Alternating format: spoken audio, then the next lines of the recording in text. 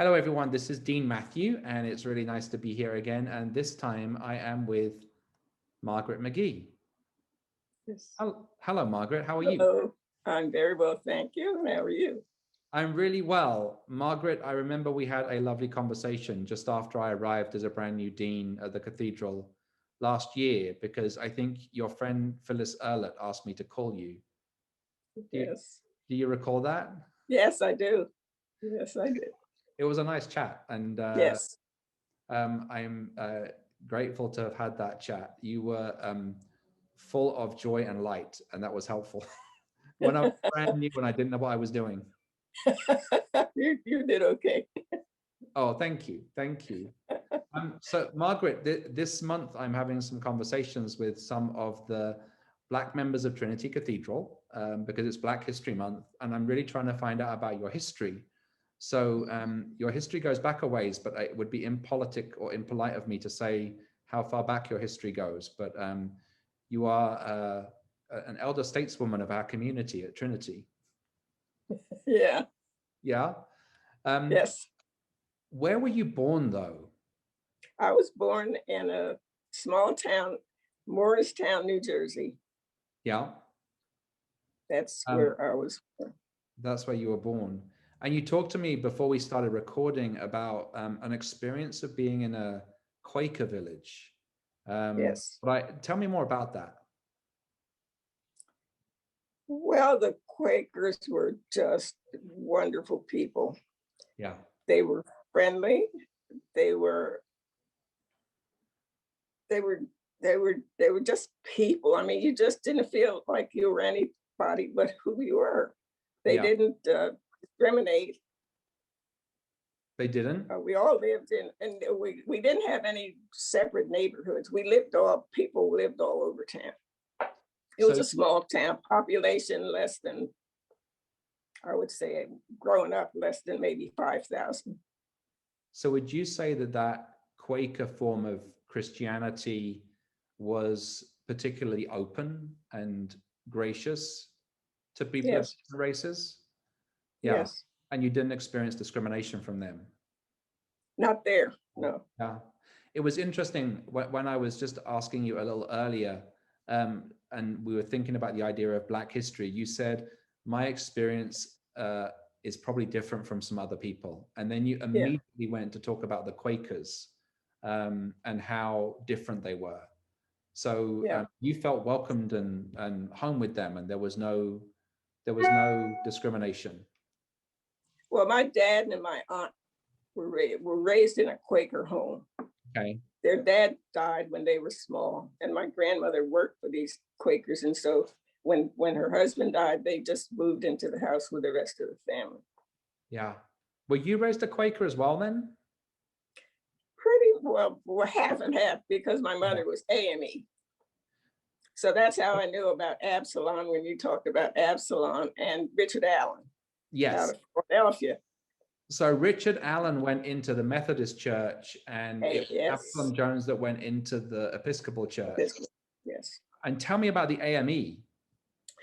Not that much about the AME, except that a lot of the kids that I grew up with went to the AME church. Okay. So I was exposed to both AME and Quaker growing up. For people that don't know the acronym, let's spell it out for them. AME is the African Methodist Episcopal. African Methodist Episcopal, which was a breakaway or a part of the Methodist Church. Is that right? And because of Absalom, part of the Episcopal Church. Part of the Episcopal Church. Okay, so it combined both. But Richard Allen was the one that went into that side, wasn't he? Richard Allen, yes. Yeah. And then Richard Allen and Absalom Jones were friends, even though they went into different church leadership in eventually. But they worked together with yellow fever in Philadelphia, didn't they? Yes. Yeah. And they were really quite transformative, weren't they? Their care for people through the yellow fever. Yeah. So did you weave in and out of the Quakers and the AME church over the years? Off and on, yeah, with my friends, that I grew up with a lot. We went visited their church. They would have Saturday church sometimes for the youth, Yeah. and then come Sunday we would go to the meeting house, Quaker meeting house. Okay. So do you mind telling me about your journey to becoming an Episcopalian? I don't know if it was so much. Well, when I was in college, Yeah. and I don't know if you know it or not, and you probably do, that Bishop Curry's mother and I were roommates. Bishop Curry's mother. Yes. And I were roommates in college. Margaret, I've heard this story, but I want you to tell it to me. Well, we were roommates, and they had an Episcopal minister there who taught English.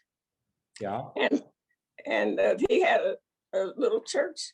I mean, he was set up for a church on Sunday, and that's the church that we went to. Well, at that time, Dorothy was Baptist, I think, at that time, my roommate, Dorothy, his mother. Yeah. And so we started going to we went to the Episcopal church on campus. It was a very small church. Yeah. I was just trying to find something because I was told you made it into Bishop Curry's last book. Yes, I'm in there. And I was trying to find out the name of the book. I got it written down somewhere, but I can't find it. Do you remember the name of the book? I just finished it yesterday. Something about love. It was something about love because it's Bishop Curry, so it's got to be something about love. Yeah. You know, it's on my other device. Give me 1 second. I want to find this. Love is the way. Love is the way. Love is the way. That's it. I think they were studying it at Trinity, and somebody called me from Trinity and told me that I was in the book. And I have been told that you're on page 46. My daughter said yes. If you want to find Margaret in presiding Bishop Curry's book, then find it on page 46. And I just read the book. He came to Trinity at some point, didn't he? Yeah. And it was fed. And I met him for the first time. You met him for the first time. And there's some pictures of us, of Bishop Curry and me. Did you go as far as having lunch? Having lunch? Yeah. You guys had. I think my daughter one day she called me and said, "You're on Instagram with Father Curry." Yeah. How did that happen? Now, was that when he was already the presiding bishop? Yes.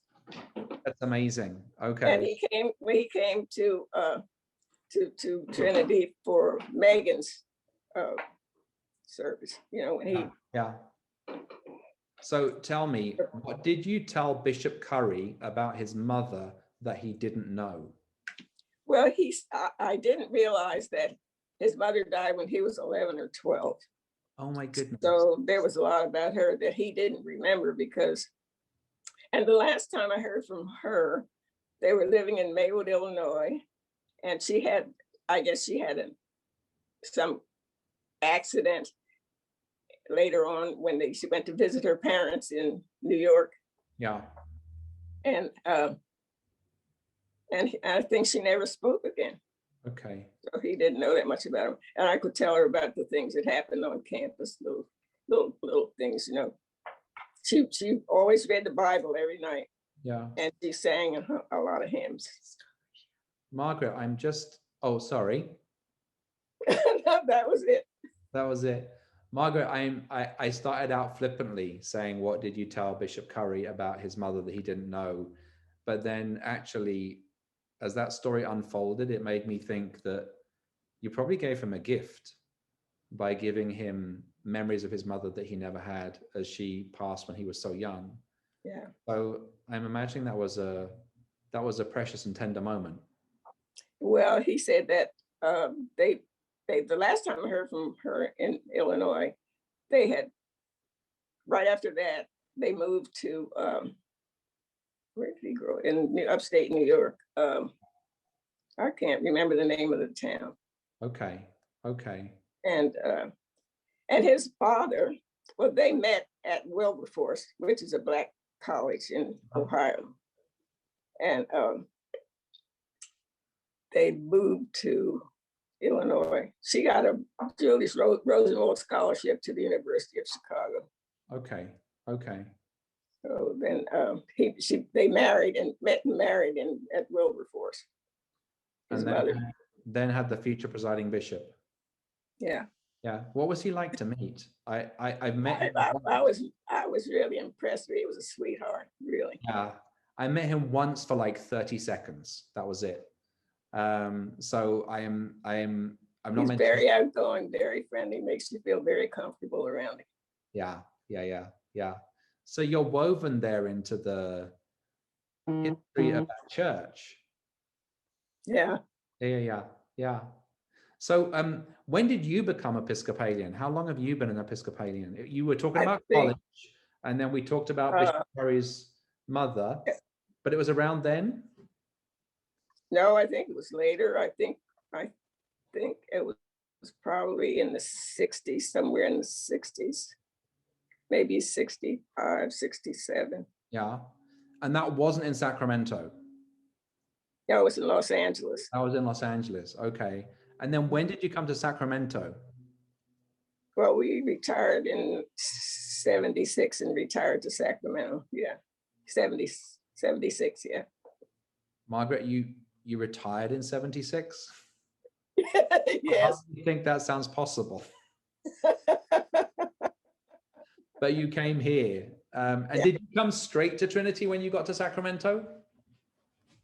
Well, we had one daughter in college in Oregon, another daughter in college in Idaho. And so we were driving through, and my husband, we were driving back from Oregon, and we stopped at Gemco to buy groceries so we wouldn't have to shop before we got to Los Angeles.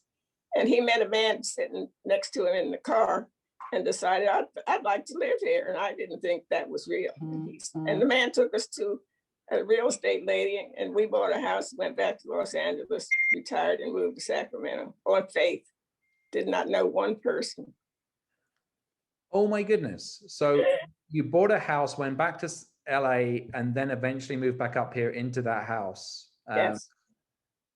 Oh, wow. That is quite an act of faith. Were you entirely on board with your husband's choices then, or? We were on board together. He was ready. He had worked for the city of Los Angeles 31 years, so he was ready to retire too. Did a change, yeah. So did you come to Trinity first, or did you go to other churches? I went to other churches first. Okay. I went to other Episcopal churches. I went to the one on 12th Avenue, which is, Sutterville Road. Okay. Which is where Father Brooks was, and then another one, but it wasn't very friendly. So then I went to Trinity. Yeah. And of course, the people from Trinity had been in Los Angeles area, so I knew of them. The Howard and Charlotte. Gosh, what were their last names? I forgot. Who was that? You couldn't remember the last names? Oh, I can't, because her father was Father Jones, who used to come to our church. I can't believe I can't remember their name, but I can't. It's okay. I can barely remember my own sometimes. But Trinity was friendlier. Oh, yeah. Yeah. Oh, very much so. Yeah. So how did you become a part of this community? What was your first memories of Trinity? Well, when there was a greeter at the door. Yeah. And she became what they considered at that time my shepherd. Okay. And so she introduced me to people. And at the time, our minister was on vacation, and there was a substitute there, Father Dumke, I think his name was. And he was a friend of Ted Dumke? Was it Ted Dumke? I remember Dumke was the last name, don't remember the first name. I know a priest called Dumke, and I'm just wondering if it could possibly be him, but I'm not sure. That's going back to the. He was a friend. I remember he was a friend of Patty Hearst. That's one thing I remember about him, because he talked about that. Would that be this? Okay. I'm not sure. I'm trying to remember. It's just there was a priest called Dumpke in my parish in Transfiguration. Yeah, I knew him. So that's probably the same person. could have been him. Yeah. Tall guy, tall. Yes. Anyway, I'm sorry. We could get stuck on this. You were shepherded by the person at the door. By her name was Dinah Sellers. Yeah. Sellers. Okay. That sounds like a nice concept. I think it's a nice idea to have people shepherded into cathedral life. Sorry, I'm listening to you partly as a fascinating story about history, but like a little bit of my brain just went, oh, that's a good idea. Maybe we should do that again. Yeah. Sounds nice. And then what have you been involved in your time at Trinity? What different organizations? I worked at bookshop for 22 years. Yes. Okay. So I met a lot of people there. I also worked the Altar Guild. Okay.